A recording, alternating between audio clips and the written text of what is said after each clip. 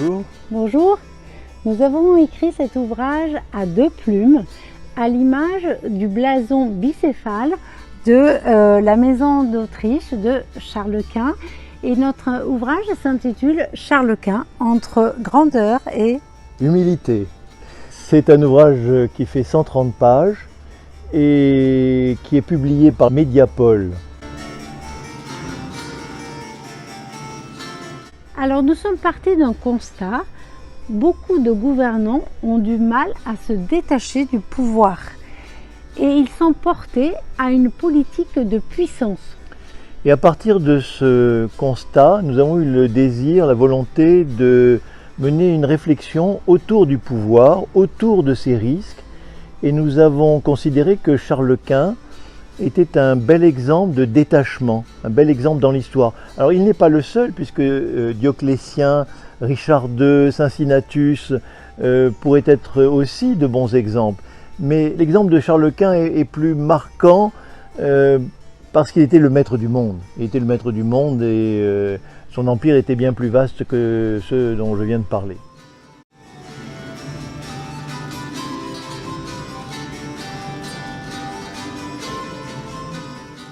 Et pourtant, à 55 ans, il décide de se retirer du pouvoir. C'est un homme las, c'est un homme lassé, il est malade et il veut se retirer parce que finalement, toute sa vie, il a aspiré à la paix et à vivre de cette paix intérieure. Oui. Alors ce qui est surprenant, c'est que ce retrait ne date pas de 1555.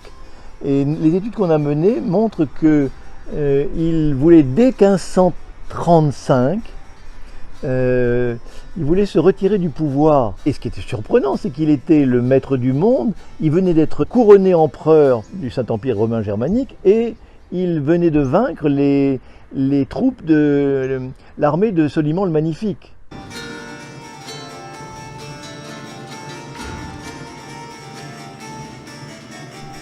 Découvrir l'homme derrière l'empereur, oui, parce que c'est un homme qui voulait vivre une autre vie. C'est un homme qui a été tout le temps déchiré.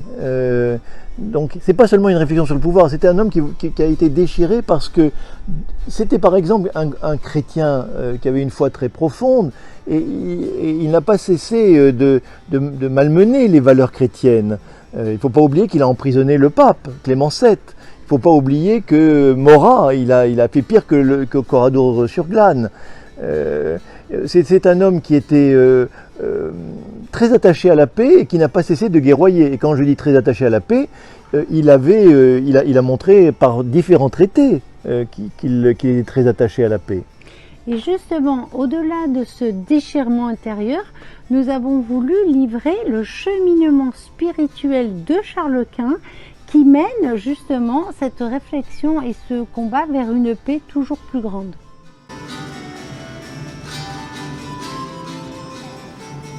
S'il y a une espérance, on peut penser que ce fut celle de Charles Quint. Découvrir l'autre un jour, comme un frère ou une sœur, et non comme un ennemi. Merci. Merci.